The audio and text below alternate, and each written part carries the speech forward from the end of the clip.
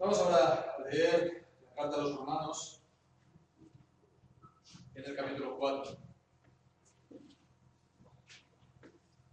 Los versículos del 10 al 12.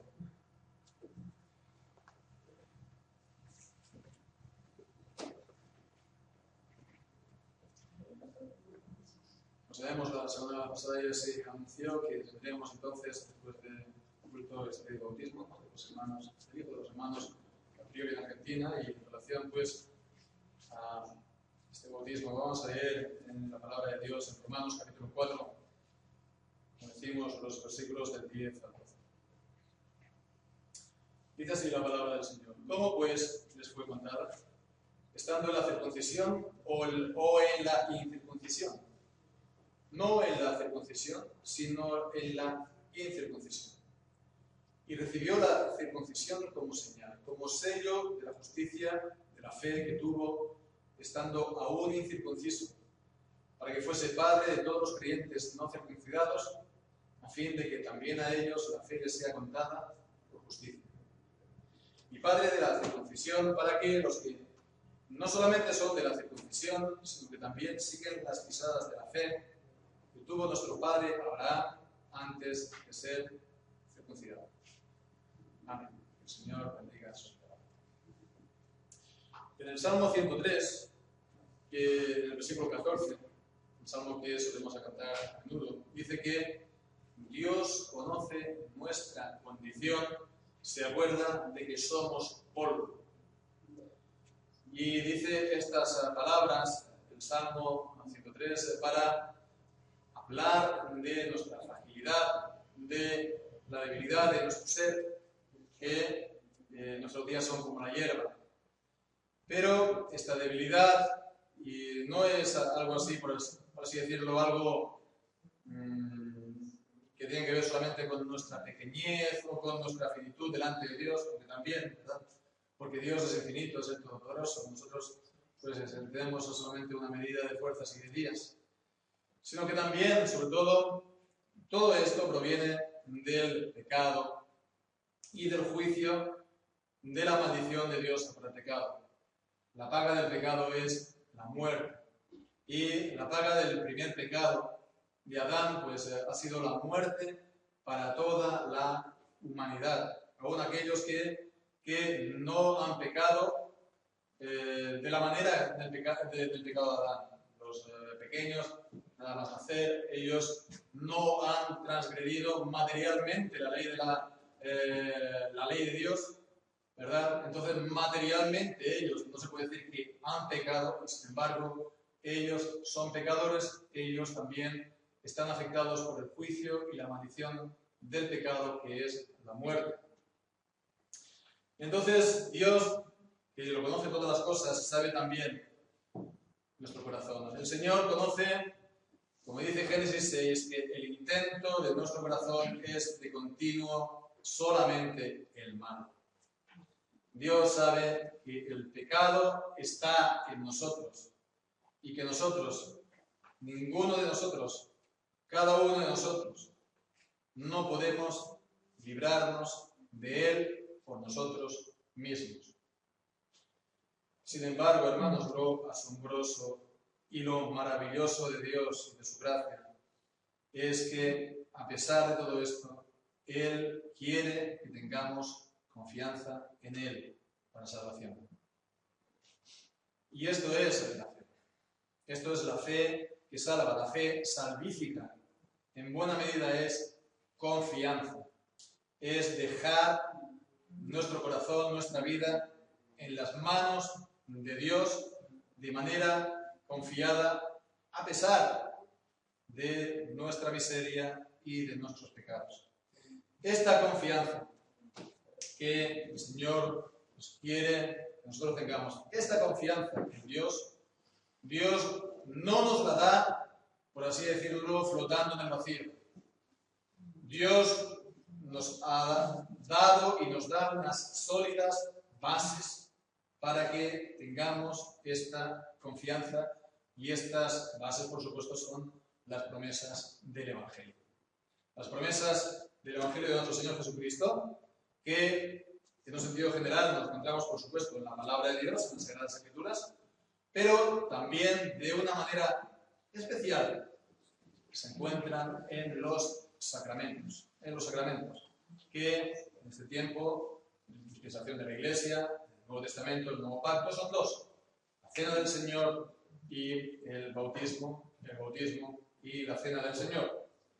Y en este mensaje, por lo tanto, vamos a estar considerando los sacramentos y, en especial, uno de ellos, el sacramento del bautismo, en base a este texto que, como vemos ahora, también de la circuncisión, ¿no? Pero antes de nada, creo que es bueno y es apropiado, no está nada fuera de lugar, tratar acerca de esta misma palabra de sacramento. ¿Por qué usar la palabra sacramento? ¿No? Por supuesto que muchos en el mundo evangélico no reaccionan bien o no tienen un sentimiento incluso bueno cuando hablan o oyen hablar de la palabra santo sacramento. Personalmente puedo decir que era también en mi caso, puesto que también yo me convertí en una iglesia evangélica ahora, ¿cuánto ya? 28 años ya. Entonces, bueno, normalmente la palabra sacramento no se usa en nuestras iglesias evangélicas, tiene unas reminiscencias que diríamos a la Iglesia Católica Romana, o nosotros decimos más bien papistas. Sin embargo, los reformados no tenemos ningún problema en utilizar la palabra sacramento, ¿no?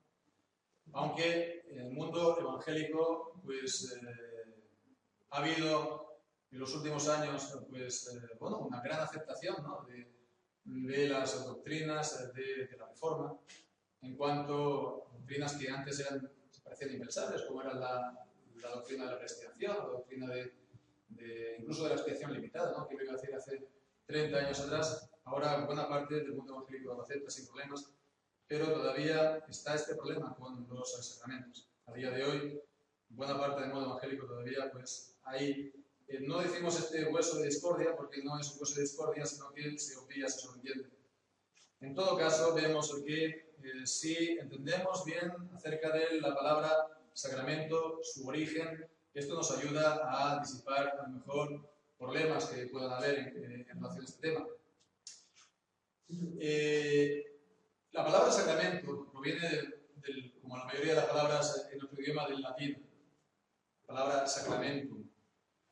Y en su origen, esta palabra en latín se refería a dos cosas. Primeramente, a las prendas que dos partes en un juicio dejaban en un templo, durante el juicio, ¿verdad?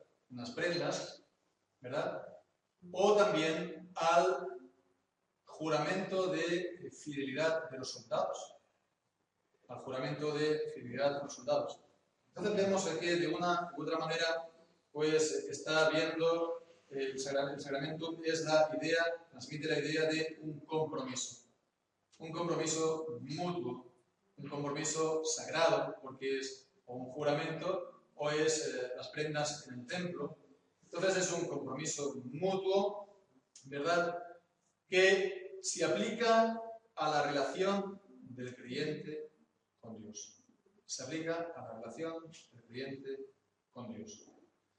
Entonces, nos habla de un compromiso por ambas partes. Por el creyente para con Dios y con Dios para con el creyente. Normalmente, cuando no se emplea la palabra sacramento, se utiliza otra, ¿verdad? Y, curiosamente, dentro del mundo evangélico se utiliza sobre todo la palabra símbolo, ¿no? Los símbolos. La Santa Cena, pues, se habla del símbolo como mucho de la ordenanza, como algo que Dios ha ordenado, y por supuesto es así. Pero se pone manifiesto sobre todo pues, el simbolismo, lo que representa. Pero vemos que, por supuesto, está el simbolismo, lo que representa, pero hay más. Hay un compromiso. Y no solamente el compromiso del creyente, una profesión de fe del creyente, por supuesto es esto, pero que también es un compromiso de Dios en este acto, por medio de este acto. Dios se compromete con el creyente. Dios se compromete con el creyente. Y tal vez el pasaje más claro de la Biblia, en este sentido, lo encontramos y lo leemos en Hebreos. en el capítulo 6. Vamos a leer unos cuantos versículos en este capítulo, Hebreos capítulo 6. Está hablando también de Abraham y dice cosas grandes, maravillosas acerca de este compromiso de Dios. Dice, porque, capítulo 6, versículo 13 de Hebreos, porque cuando Dios hizo la promesa a Abraham, no pudiendo jurar por otro mayor, juró por sí mismo, diciendo, de cierto te bendeciré con abundancia y te multiplicaré grandemente. Y habiendo esperado con paciencia, alcanzó la promesa. Porque los hombres ciertamente juran por uno mayor que ellos, y para ellos el fin de toda controversia es el juramento para confirmación. Por lo cual, queriendo Dios mostrar más abundantemente a los herederos de la promesa la inmutabilidad de su consejo, interpuso juramento, para que por dos cosas inmutables en las cuales es imposible que Dios mienta, tengamos un fortísimo consuelo los que hemos acudido para asirnos de la esperanza puesta delante de nosotros, la cual tenemos como segura y firme ancla del alma y que penetra hasta dentro del velo. Entonces vemos que aquí se nos está diciendo una serie de cosas. Obviamente la primera es que Dios se compromete con su pueblo y vemos aquí Dios hace un juramento a Abraham. Es para Abraham, pero vemos que de ese juramento a Abraham, que dice aquí en el capítulo, en el versículo 13 y 14, juró por sí mismo diciendo, de cierto te bendeciré con abundancia y te multiplicaré grandemente. De ese juramento dado a Abraham se sigue ahora también ese fortísimo consuelo de los creyentes, ahora de los creyentes, digamos, del Nuevo Testamento, y con respecto a la salvación, con respecto a la salvación. Entonces está hablando que lo está comparando a esa segura y firme ancla del alma que penetra hasta dentro del velo, es decir, en el templo celestial. Bien, pues entonces todo esto lo podemos tener presente para considerar entonces lo que leíamos en Romanos 4, porque aquí también en Romanos 4 está hablando de las promesas de Dios. Unas promesas de Dios que se hacen visibles, por así decirlo, ¿por medio de qué? Por medio de la circuncisión. Entonces, vamos ahora pues a considerar en segundo lugar, acerca de la circuncisión, que, como sabemos, es el rito que ordenó Dios precisamente a Abraham. Tenemos el pasaje de Génesis, capítulo 17, cuando establece Dios su pacto con Abraham y ordena que Abraham y toda su casa se circunciden como señal de su pacto, como señal de también sus promesas. Y bien, pues entonces sabemos que la circuncisión era esa marca, ¿verdad?, que se hacía en el miembro masculino de los descendientes de Abraham, quitándole pues entonces pues el prepucio, su miembro, como señal del pacto. ¿Y qué es lo que dice entonces aquí Romanos 4? Pues dice una serie también de cosas. La primera de todas es que Abraham ya había sido justificado cuando recibió la circuncisión o el mandamiento de la circuncisión. En el versículo 10 dice, ¿cómo pues le fue contada? ¿Contada el qué? La justicia, ¿no? Vemos el versículo 9, dice, Abraham le fue contada la fe por justicia. Entonces, ¿cómo le fue contada? ¿Cómo fue entonces justificado Abraham? ¿Cómo fue declarado justo Abraham? Él ya era circuncidado o no. Evidentemente, todavía no lo era. En Génesis capítulo 15 vemos que fue cuando vemos que creyó Abraham a Dios y le fue contado por justicia. En Génesis capítulo 15, Abraham tendría alrededor de 80 años, porque en Génesis capítulo 16 es el nacimiento de Ismael, y cuando Abraham pues circuncidó a Ismael en Génesis 17, él ya tenía pues Ismael tenía 13 años. Entonces, en Génesis 16, Abraham tenía 86 años. Entonces, seguramente tendría alrededor de 80 años y seguramente serían 15, 16 años antes de la circuncisión en Génesis 17. Así, por lo tanto, vemos que la justificación por la fe, la salvación, por lo tanto, no depende enteramente de la circuncisión. No fue así en el caso de Abraham. Él ya había sido justificado, él ya había sido salvo sin la circuncisión. Si se hubiera muerto por el camino, ¿verdad? Eso no hubiera comprometido su salvación. Y entonces esto es bueno tenerlo presente para despejar a lo mejor las ideas que uno pueda tener, ¿no? O que se puedan tener acerca de los sacramentos, como que sea un rito que se hace y que tiene un poder en sí mismo de dar la salvación. Y que sin el rito, sin el sacramento, entonces si uno se muere no es salvo. Y sabemos, esta la postura más o menos de la Iglesia romana, porque dice que si un niño pues, se muere sin el bautismo, pues entonces, bueno, se va al limbo, ¿no?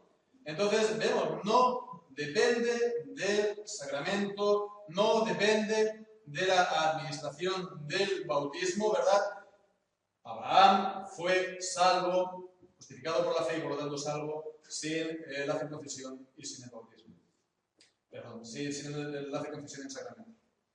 Bien, pues entonces, eso en primer lugar. En segundo lugar, acerca de la circuncisión, esta marca, pues vemos que se la define por medio de dos nombres. En el versículo 11, recibió la circuncisión como señal, como sello de justicia de la fe que tuvo estando aún incircunciso.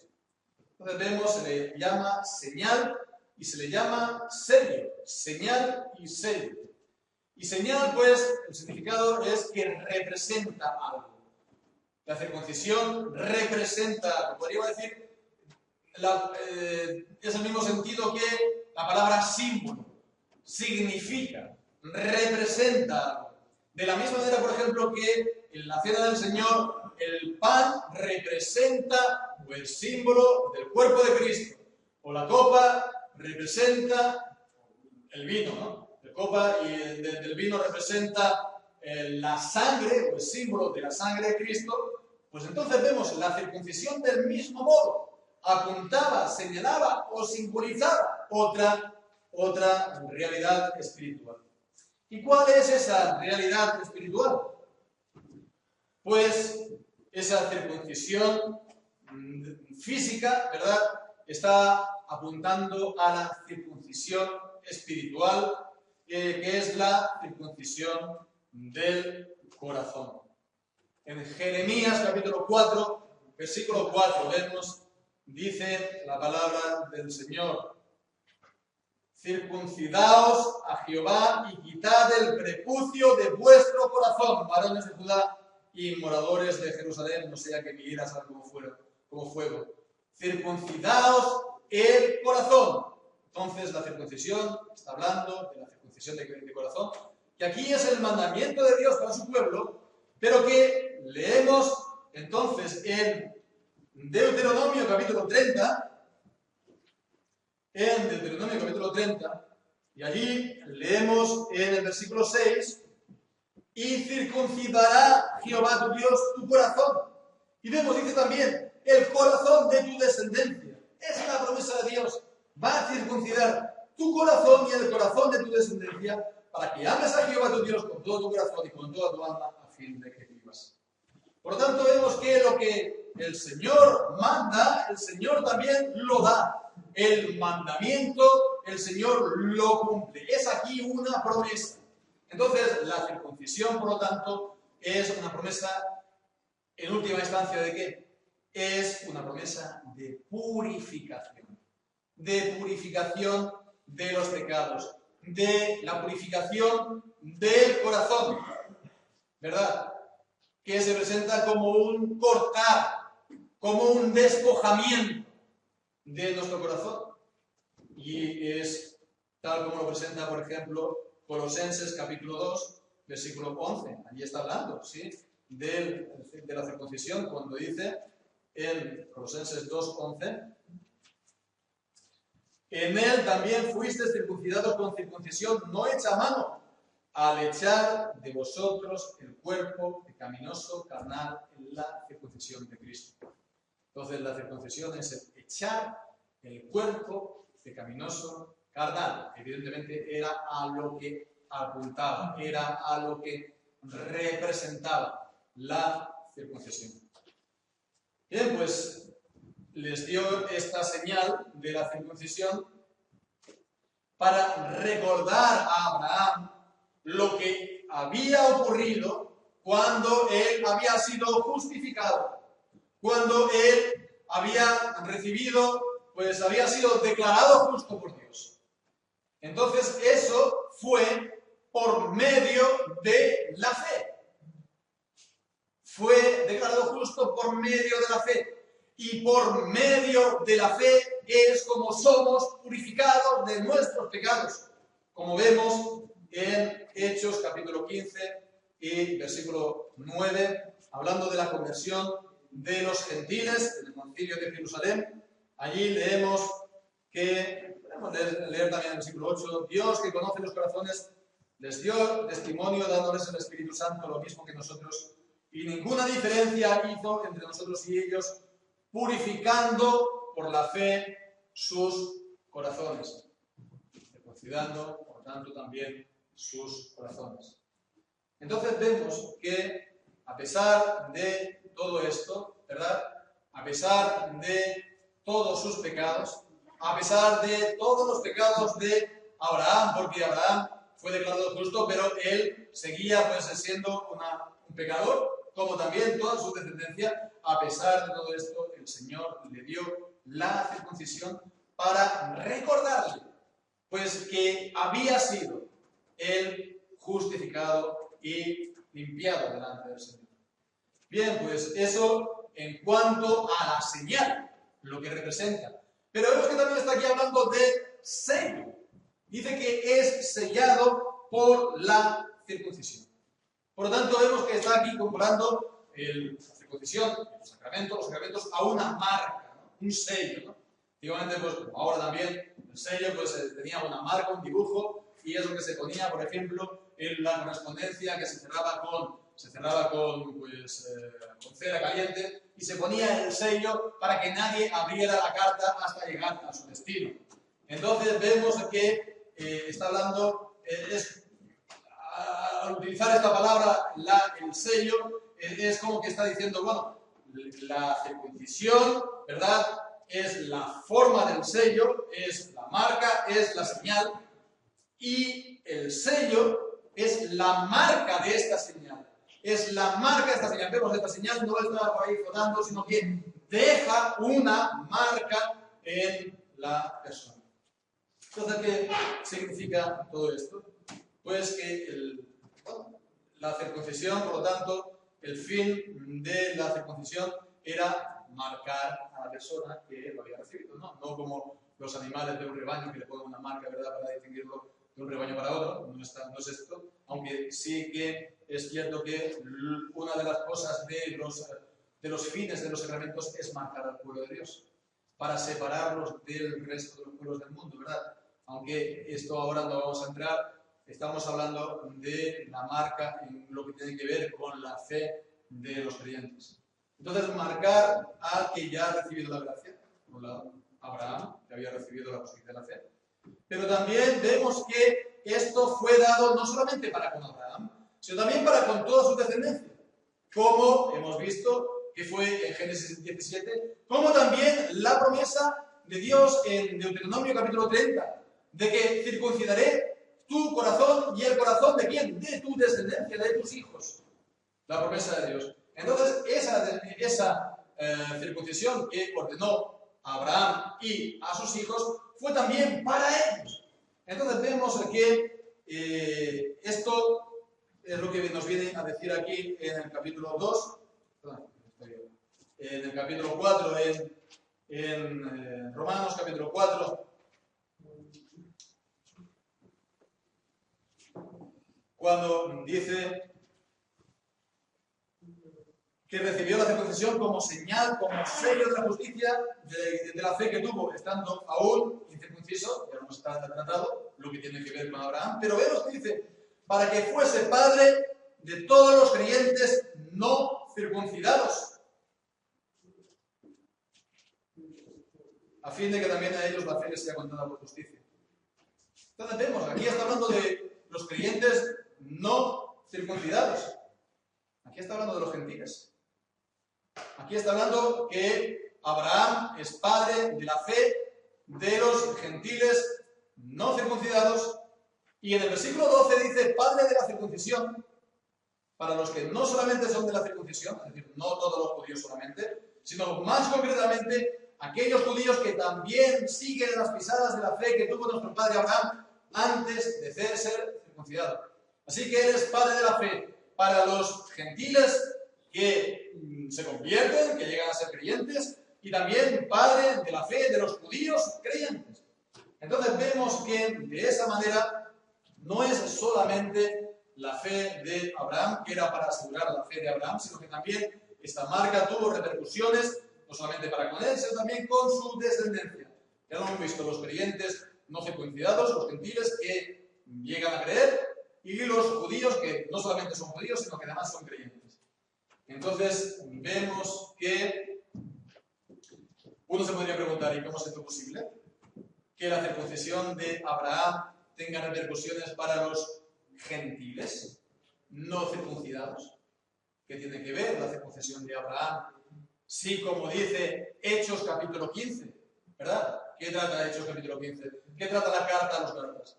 Los creyentes gentiles, los creyentes no judíos de origen, de nacimiento, no se tienen que circuncidar. Incluso hacerlo dicen que es una traición al Evangelio, porque te tienes que poner entonces para cumplir toda la ley y todas las demandas de la ley ceremonial, e incluso etcétera, etcétera.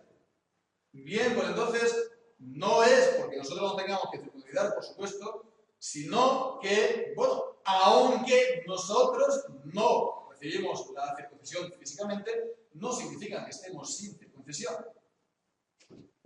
Porque volvemos a Colosenses capítulo 2 y versículo 11 y 12. Y ahí leemos, en él, en Cristo, también fuisteis circuncidados con circuncisión no hecha a mano. Está hablando a los judíos, a los gentiles creyentes, al echar de vosotros el cuerpo pecaminoso carnal en la circuncisión de Cristo, sepultados con él juntamente de bautismo. Punto. La circuncisión de Cristo, vemos, es que va a estar sepultados con él juntamente en el bautismo, y de esa manera se echa el cuerpo pecaminoso carnal, el despojamiento del cuerpo del pecado. Entonces vemos, el bautismo es nuestra circuncisión. ¿Y por qué esto? Pues porque el bautismo, por supuesto, es una ceremonia, un rito, como queremos decir, que nos habla de Cristo, que nos presenta a Cristo. Porque, ¿cuál es el significado del bautismo o del lavamiento de agua? El lavamiento de agua normal que hace limpiarnos, ¿verdad? Limpiarnos de nuestras suciedades. Esta semana pues estamos haciendo las reformas ahí en la casa, una casa vieja, y sale ahí polvo por todas partes y acabas absolutamente sucio. Y bueno, cuando vamos a bañar al río que vas ahí al lado, entonces te quita completamente toda la suciedad que llevas encima. Es lo que hace el agua, limpiar nuestras suciedades, nuestras impurezas. Bien, pues esto es lo que representa el bautismo, esta limpieza, que no es una limpieza física, sino es una limpieza de nuestros pecados. ¿Y cómo nosotros somos limpiados de los pecados? Pues somos limpiados de los pecados por la sangre del Señor Jesucristo. Primera de Juan, capítulo 1, versículo 7. Primera de Juan 1:7, que dice, si andamos en la luz, como Él está en la luz, tenemos comunión unos con otros, la sangre de Jesucristo, su Hijo, nos limpia de todo pecado. Entonces es la sangre de Jesucristo, su Hijo, que nos limpia de todo pecado, y esto es lo que significa, representa y es señal el bautismo, y es de esta manera como también leemos, por ejemplo, En Tito, capítulo 3, versículo 5, dice que Él, Dios nuestro Salvador, nos salvó no por obras de justicia que nosotros hubiéramos hecho, sino por su misericordia, por el lavamiento de la regeneración y por la renovación del Espíritu Santo. Y sobre todo en el pasaje de Efesios capítulo 5 y versículo 26. Y allí dice que, leyendo también el versículo 25, así como Cristo amó a la Iglesia y se entregó a sí mismo por ella para santificarla, habiéndola purificado en el lavamiento del agua por la palabra. Entonces vemos que esto es lo que representa y esto es lo que también pues el Señor sella en aquellos que el Señor ha elegido. Aquellos que el Señor ha elegido, este sacramento no es solamente un sacramento que representa la muerte de Cristo, sino que también lo sella, para que sea en ellos también pues una realidad a lo largo de toda su vida y sobre todo pues cuando el Señor los llame eficazmente al Señor Jesucristo. Por lo tanto vemos la enseñanza de este texto. La circuncisión no es solamente entonces un testimonio, ¿verdad?, de fe de Abraham, que también por supuesto, sino que también es un compromiso de Dios. Un compromiso de Dios. Por lo tanto, hablamos de sacramento. Y bien, pues entonces, a modo de aplicación para nosotros, este pasaje, estos versículos, pues en primer lugar hemos de tener presente, más presente, la importancia de los sacramentos para nuestra fe, la cena del Señor o también el bautismo.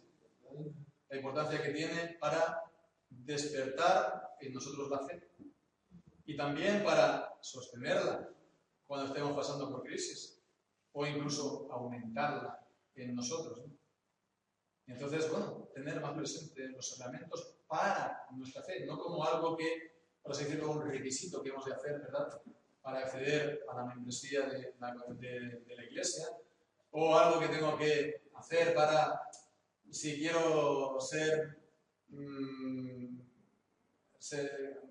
casado, como se dice, casarme en la Iglesia, ¿no? Pues primeramente me tendré que bautizar o tendré que ser miembro de la Iglesia para poder tener la boda en la Iglesia misma.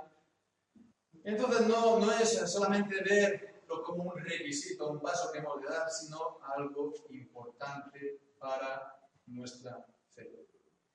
Entonces, la Iglesia Reformada no considera el sacramento no pues del mismo punto que lo hace la Iglesia Papista, ¿no?, que sin el sacramento prácticamente no hay salvación, pero no obstante es muy importante para nuestra fe.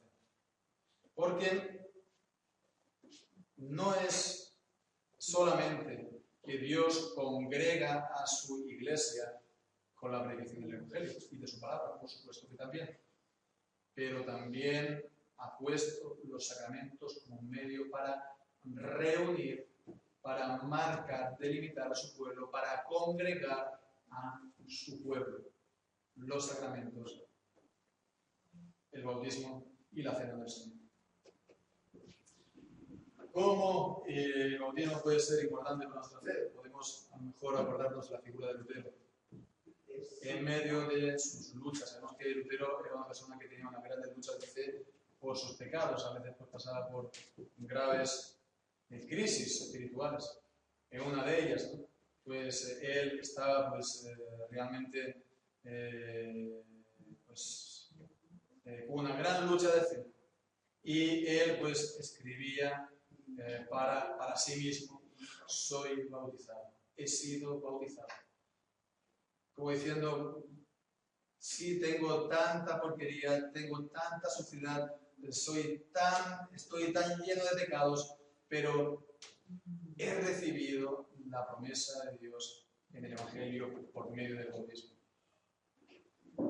No es solamente algo que yo tengo que hacer, sino que es algo que Dios me ha prometido e incluso me ha impartido me ha dado, me ha transmitido. Por tanto, a pesar de todas mis incapacidades y de todos mis pecados y problemas, tengo este gran apoyo para mí que el Señor se ha comprometido por medio del bautismo. Entonces, por supuesto, está el bautismo que nos puede aprovechar. Si lo hemos recibido en edad adulta, nos podemos acordar de él mismo. Y bueno, pues si lo hemos recibido pues conforme a lo que ocurría con los israelitas circuncidados de niños, pues es algo que podemos, al presenciar otro bautismo, recordarnos también del mismo modo. Yo he sido bautizado. El Señor también me ha dado esas promesas de purificación, de limpieza de los pecados, de despojamiento de la carne de mí, de circuncisión del corazón, por la unión a Cristo y la fe en Él. Entonces es algo que podemos aplicarnos personalmente cada vez que podamos pues, verlo, contemplarlo, o simplemente acordarnos y recordarnos, ¿verdad?, en la vida, en nuestra vida del día a día. Esto en cuanto a los creyentes, individualmente cada uno de nosotros también podemos hablar, en modo de aplicación, de la iglesia, del grupo, de la comunidad. Hoy día, ciertamente, pues decíamos, ¿no?, que es una minoría de los evangélicos los que hablamos del bautismo como sacramento, y más aún, pues decimos que es el que ha sucedido a la circuncisión,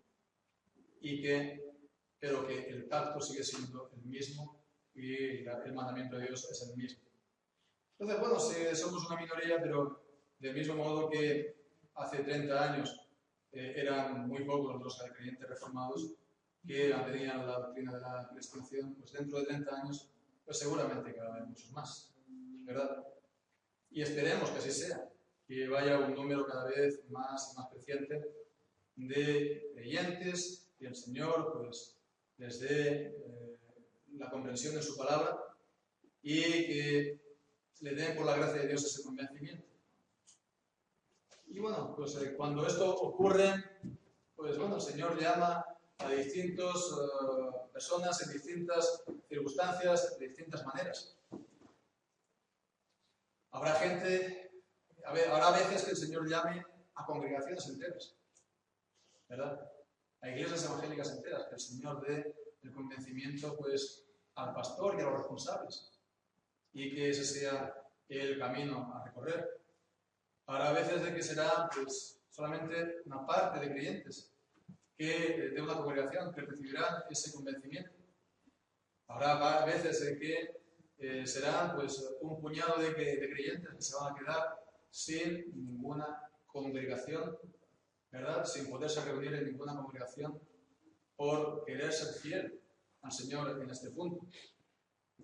Y en ese mismo lugar, en esa misma circunstancia, cuando se encuentre esta circunstancia de que se encuentran creyentes y en el lugar donde viven ni en los alrededores hay ninguna iglesia ni evangélica reformada ni reformada, no hay ningún pastor que pueda llevar a cabo el bautismo de sus hijos. Entonces, ¿qué es lo que ocurrirá? ¿Qué es lo que ocurrirá? Bueno, pues a cada momento el Señor nos tiene que dar a hacer lo que esté en nuestra mano. Lo que esté en nuestra mano y nos sea posible, tanto a los creyentes como a nosotros, si podemos, como iglesia, congregación del Señor, ser de ayuda. Y esto es lo que también ocurre a día de hoy con los hermanos pues, de Argentina, Caprioli, familia Caprioli, que han llegado a este conocimiento y han llegado a su vida, pero que en el lugar donde están no hay ninguna iglesia, ¿verdad?, ningún pastor que pueda realizar este sacramento. Pues es lo que vamos a tener a continuación después de la predicación. Y estamos convencidos de que esto es pues una cosa que el Señor nos ha puesto en esta situación. Los hermanos mismos, por supuesto, serán los primeros en reconocer y decir que no es lo ideal, que lo que ellos querrían es tener una congregación, ¿verdad?, en su mismo lugar de residencia, como todos nosotros también, ¿verdad?, tener una iglesia reformada en nuestra propia ciudad de residencia. Pero vemos de que tenemos que coger el coche, tenemos que hacer 100 kilómetros para venir aquí, u otros tienen que hacer 50 o 20 o 30 para congregarnos en una congregación reformada. De igual manera, pues, en estas circunstancias, pues, hemos de intentar hacer el esfuerzo unos y otros, pues, para mantenernos fiel al Señor. Entonces, quisiera yo acabar también, pues, en parte, pues, subrayando algo que ya se ha hablado, ¿no?, acerca de la importancia de los sacramentos. No solamente, aunque también la predicación del Evangelio, por supuesto, es principal, pero también los sacramentos tienen una gran importancia. Históricamente lo vemos, por ejemplo, en el caso de Francia, en el siglo XVI, ¿verdad? Allí hubo predicadores y fueron pues, por ciudades, por pueblos predicando el Evangelio.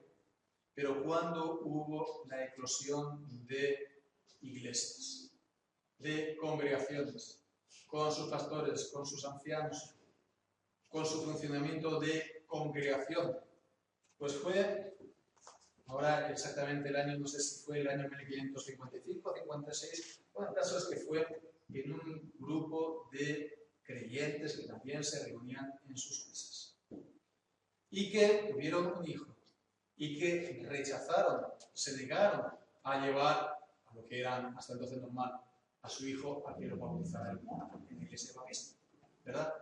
Entonces lo rechazaron e hicieron venir a un pastor sí, ordenado por la iglesia de Suiza, de Ginebra. Y vino entonces y bautizó a ese pequeño y fue el primer acto de iglesia de esa congregación, y de esa congregación nacieron otras tantas y se formaron pues a multitud de pastores que se encargaron entonces de cuidar y pastorear a la infinidad de grupos que habían aquí y allá, pero no estaban organizadas como congregaciones, y entonces en 7 años, decimos, se pasó de una sola congregación a más de 2000 en todo el reino de Francia. Aquí estuvo a punto, por lo tanto, de hacer pues, que todo el país fuera ganado para la reforma. Entonces vemos aquí fue también por el ser fiel a Dios en este